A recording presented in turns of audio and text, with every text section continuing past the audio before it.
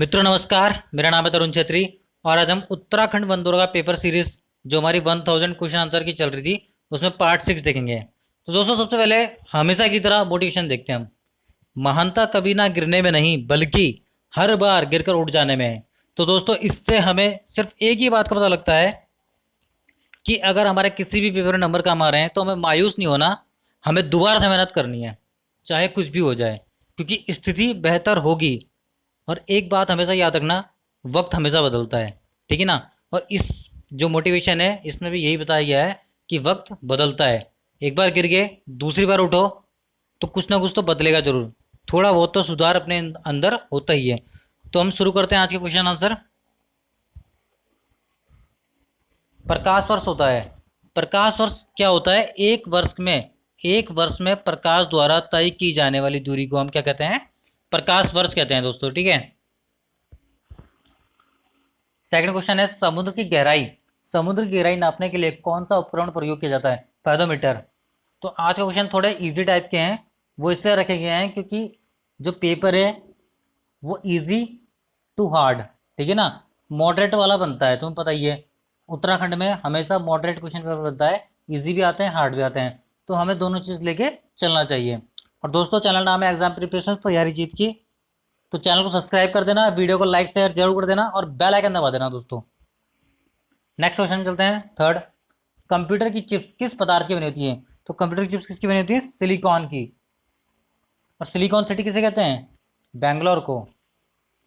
Fourth question है वह काल्पनिक रेखा जो फोकस एवं पोल से, ये हमारा अवतल दर्पण के लिए है या उत्तल दर्पण के लिए है, ठीक है ना, दोनों दोनों के लिए क्वेश्चन बन सकता है।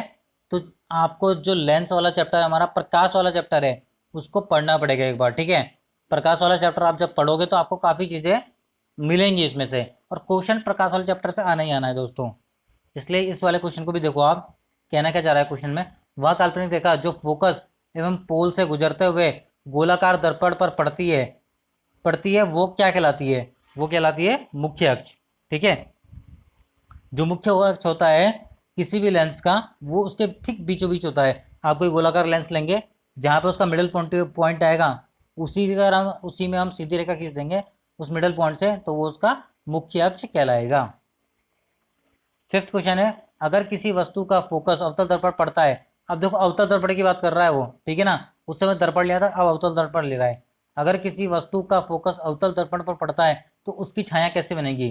ठीक है, अगर किसी वस्तु का फोकस अवतल दर्पण पर पड़ेगा तो उसकी छाया कैसे बनेगी? तो उसकी छाया अनंत बनेगी, इनफाइनाइट, बहुत सारी बनेंगी, ठीक है। उसकी छाया कितनी बनेगी मतलब उसकी जो प्रतिलिपियां हैं वो कितनी बनेंगी? इनफाइनाइट बनेंगी, ठीक है। प्रतिलिपियां मतलब कॉपी, जो भी ऑब्जेक्ट रखा होगा उसकी कॉपी कितनी बनेगी? इनफाइनाइट बनेगी। सिक्स्थ क्वेश्चन है वह धातु जो अम्ल और क्षार, अम्ल मतलब एसिड, क्षार मतलब बेस, के साथ क्रिया करके हाइड्रोजन प्रोवाइड करता है, हाइड्रोजन निकालता है, वो कौन सा धातु है? वो है जिंक, ठीक है। जडन 28 है इसका साइज से, है परमाणु क्रमांक, आप देखते रहना इन सब चीज़ों को भी। सेवंथ क्वेश्चन है जीव विज्ञान शब्द का प्रयोग सर्वप्रथम किसने किया था? वो कौन थे जिन्होंने जीव विज्ञान का सर्वप्रथम प्रयोग किया? वो थे लेमार्क और ट्रेवी रेनस, ठीक है। ट्रेवी रेनस, इन दोनों ने जीव विज्ञान शब्द का प्रयोग किया। और जीव विज्ञान के जो जन्मदाता हैं वो कौन है? अरस्तु, बॉटनी और जूलॉजी दोनों के। कार्य का मात्रक क्या है दोस्तों? जूल है, ठीक है। अब आप ऊर्जा का मात्रक बताओगे, कमेंट करके बताना ऊर्जा का मात्रक क्या है। नाइन्थ क्वेश्चन है पानी का घनत्व अधिकतम होता है, पानी का घनत्व अधिकतम किस पॉइंट पे होता है? वो होता है 4 डिग्री सेंटीग्रेड पर। ये क्वेश्चन बहुत इंपॉर्टेंट है, ये बहुत बार आ जाता है और इस पेपर में भी देखने के लिए मिलेगा ये, क्योंकि ये अच्छा क्वेश्चन है।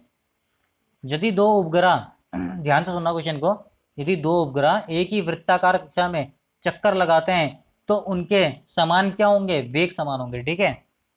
तो उनके हमेशा वेग समान होंगे। और पृथ्वी तल से पृथ्वी के जो इर्द गिर्द चक्कर लगा रहा है उस उपग्रह का ऊंचाई पूछेंगे तो है 3600 किलोमीटर, ठीक है। 3600 नहीं, 36,000 किलोमीटर है, ठीक है, 36,000 किलोमीटर है। पृथ्वी तल से उस उपग्रह की ऊंचाई जो पृथ्वी के चक्कर लगा रहा है सेम वेग से, मतलब जिस जिस वेग से पृथ्वी चक्कर लगा रही है उसी वेग से अगर वो उपग्रह भी चक्कर लगा रहा है तो वो पृथ्वी तल से उस उपग्रह की ऊंचाई 36,000 किलोमीटर होगी। ठीक है। 11वां क्वेश्चन है, पृथ्वी की परिक्रमा कर रहे एक उपग्रह से एक पैकेट छोड़ दिया जाता है तो क्या होगा? तो उपग्रह के साथ उसी चाल से पृथ्वी की परिक्रमा करेगा। ठीक है ना। तो उस जो पैकेट है उसकी चाल भी कितनी होगी? पृथ्वी के बराबर, जो मैंने अभी आपको समझाया था पहले। ठीक है। 12वां क्वेश्चन है, फाइकोलॉजी। फाइकोलॉजी में किसका अध्ययन किया जाता है? बताओ जरा। फाइकोलॉजी में किसका अध्ययन किया जाता है? कवक या फिर शैवाल? या फिर कवक या फिर शैवाल, बताओ। तो हम करते हैं शैवाल का फाइकोलॉजी में। ठीक है। हम क्या करते हैं? शैवाल का। अब मैं आपको एक मतलब छोटा सा वो बताता हूँ ट्रिक। जैसे कमल शब्द लिया आपने, कमल। ठीक है। कमल शब्द लोगे तो का से क्या हो जाएगा? कवक। और माँ से क्या हो जाएगा? माइकोलॉजी, वो माइकोलॉजी। ठीक है ना। और ये दूसरा क्या है? फाइकोलॉजी। तो दूसरा फाइकोलॉजी शैवाल से हो गया, और वो सब वाला कौन सा हो गया? कवक का माइकोलॉजी। 13 का क्या है? मात्रकों की अंतर्राष्ट्रीय पत्ती कब लागू की गई? तो ये क्वेश्चन एक इंपॉर्टेंट है, 1971 में। 1971 में। ठीक है ना। 1971 में युद्ध भी हुआ था भारत और पाकिस्तान का ही, जिस समय हमने क्या करा था? बांग्लादेश आज़ाद हो गया था। तो मात्रकों की अंतर्राष्ट्रीय पत्ती भी कब लागू हुई थी? 1971 में ही। तो एक चीज़ से दो तीन चीज़ें याद रहेंगी हमें। 14 क्वेश्चन है, बर्फ। बर्फ में स्केटिंग करना प्रदर्शित करता है। आपने कहा वो बहुत लोग बर्फ में स्केटिंग करते हैं, तो वो चीज़ जब वो लोग स्केटिंग जब करते हैं तो दाब बढ़ाने पर बर्फ का गलनांक। तो वो क्वेश्चन पूछ रहा है कि जब कोई भी व्यक्ति बर्फ में स्केटिंग करेगा तो दाब बढ़ने पर बर्फ का गलनांक बढ़ेगा या घटेगा? तो बर्फ का गलनांक घटेगा। ठीक है। दाब बढ़ने पर बर्फ का गलनांक क्या होता है? घट जाता है। 15 क्वेश्चन है, पुष्प के संवर्धन के विज्ञान को क्या कहते हैं? पुष्पों के संवर्धन विज्ञान को क्या कहते हैं? फ्लोरिकल्चर।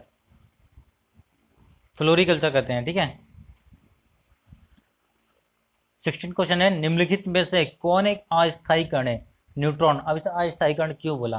क्योंकि इसमें आवेश नहीं होता, आपको पता है, जीरो आवेश रहता है इसमें, तो इसलिए ये एक अस्थायी कण है। कौन? न्यूट्रॉन। और कौन सा ऐसा तत्व है, एलिमेंट है, जिसमें न्यूट्रॉन नहीं होते? कमेंट में लिख के बताओ फटाफट आंसर। कौन सा है वो है दोस्तों हाइड्रोजन। ठीक है। क्योंकि उसमें एक प्रोटॉन होता है और एक इलेक्ट्रॉन होता है, न्यूट्रॉन उसमें नहीं होता। 17 क्वेश्चन है, परमाणु नाभिक के अवयव कौन कौन से होते हैं? तो आपको पता है न्यूट्रॉन में तो कोई आवेश ही नहीं होता, कोई वो उसमें कोई करंट ही नहीं होता। ठीक है ना। ना पॉजिटिव होता है ना नेगेटिव होता है। लेकिन परमाणु नाभिक के जो दो अवयव होते हैं वो होते हैं प्रोटॉन और न्यूट्रॉन। ठीक है। परमाणु नाभिक के अवयव जो कौन कौन से होते हैं? प्रोटॉन और न्यूट्रॉन। अब ये परमाणु नाभिक क्यों बोल रहे हैं हम? क्योंकि एक परमाणु होता है, उसके बीच में न्यूक्लियस होता है। ठीक है। न्यूक्लियस में प्रोटॉन और न्यूट्रॉन रहते हैं, और न्यूक्लियस से बाहर जो कक्षाएं होती हैं उनमें इलेक्ट्रॉन रहते हैं। तो यहाँ पे इसने न्यूक्लियस बोला था, नाभिक बोला था, इसलिए हमने प्रोटॉन और न्यूट्रॉन कहा। 18वां क्वेश्चन हमारा, सजावटी वृक्ष तथा झाड़ियों के संवर्धन से संबंधित अध्ययन क्या कहलाता है? जो सजावटी वृक्ष होते हैं और झाड़ियाँ होती हैं उनसे संबंधित जो अध्ययन कहलाता है उसे हम क्या कहते हैं? उसे कहते हैं आर्बोरिकल्चर। ठीक है ना। आर्बोरिकल्चर। क्योंकि देखो जो सजावटी वृक्ष होते हैं वो अरबों रुपए में मिलते हैं, इसलिए आर्बोरिकल्चर। ठीक है। 19 क्वेश्चन हमारा, निकट दृष्टि दोष से पीड़ित व्यक्ति के चश्मे में कौन सा लेंस प्रयोग किया जाता है? तो अवतल लेंस। ठीक है। निकट दृष्टि दोष में होता क्या है? निकट दृष्टि दोष में निकट का तो साफ दिखता है, लेकिन दूर का हमें अच्छे से नहीं दिख पाता, इसलिए निकट दृष्टि दोष में अवतल लेंस का यूज करते हैं। और दूर दृष्टि दोष में हमें पास का दिखाई नहीं देता और दूर का साफ दिखाई देता है, तो उसमें उत्तल लेंस का यूज करते हैं। और जो हमारी आंखें हैं इसमें कौन सा लेंस लगा होता है? वो होता है उत्तल लेंस। ठीक है। 20 क्वेश्चन है, जल में तैरना न्यूटन के किस गति के नियम के कारण संभव है? तो यह है तृतीय नियम। ठीक है। जल में तैरना तृतीय नियम के कारण ही संभव हो पाता है। 21 क्वेश्चन है, माइकोलॉजी। अभी मैंने आपको माइकोलॉजी के बारे में बताया था ही। माइकोलॉजी किसका अध्ययन है? अब आप खुद ही बता दो। कमल, जो मैंने बताया था कमल, तो कवक का।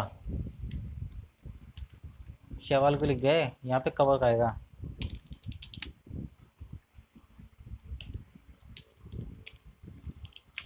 ठीक है, कवक का है, क्योंकि यहाँ पे भी वो हिंदी फॉन्ट वाला आ नहीं रहा, इसलिए कवक इस तरह लिख दिया।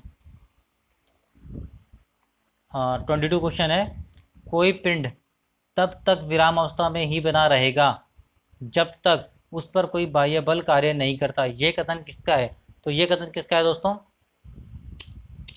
ये कथन है न्यूटन का, ठीक है ना।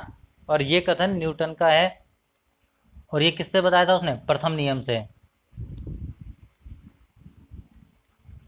23 क्वेश्चन है, पॉजिट्रॉन है एक। पॉजिट्रॉन क्या है? एक पॉजिट्रॉन एक धनावेशित इलेक्ट्रॉन है जिसका चार्ज क्या है? पॉजिटिव है। और पॉजिट्रॉन की खोज किसने की थी?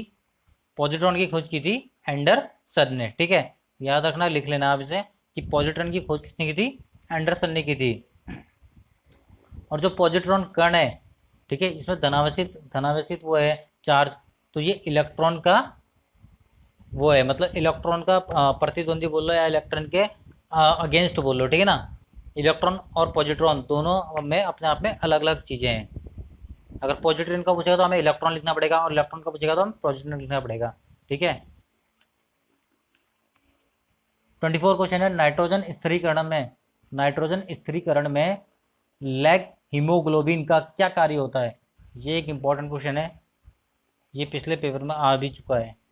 नाइट्रोजन स्थिरीकरण में लैग हीमोग्लोबिन का कार्य क्या है? तो ऑक्सीजन का अवशोषण, ठीक है ना। ऑक्सीजन को एब्जॉर्ब करता है, कौन करता है? नाइट्रोजन स्थिरीकरण में लैग हीमोग्लोबिन। 25 क्वेश्चन है दोस्तों, आज की वीडियो का लास्ट क्वेश्चन है, और वीडियो को पूरा देखना, 25 क्वेश्चन तक पूरा देखना, ठीक है। ज़्यादा क्वेश्चन भी नहीं है, कम क्वेश्चन है, तो आप पूरा देखना वीडियो को, तभी आपको ज़्यादा समझ में आएगा, और 2-3 बार देखोगे तो पूरा आ जाएगा। 25 क्वेश्चन है, मट्टी में धान की पैदावार बढ़ाने वाला मुक्त जीवित जीवाणु कौन सा होता है? तो वो होता है हमारा एनाबिना, ठीक है। एनाबिना क्या है? एक जीवाणु है, तो याद रखना इन सब चीज़ों को। और दोस्तों, हमारे चैनल नाम है एग्जाम प्रिपरेशन तैयारी जीत की, तो वीडियो को लाइक और शेयर कर देना, और चैनल को सब्सक्राइब कर देना दोस्तों। तो दोस्तों, आज के लिए धन्यवाद।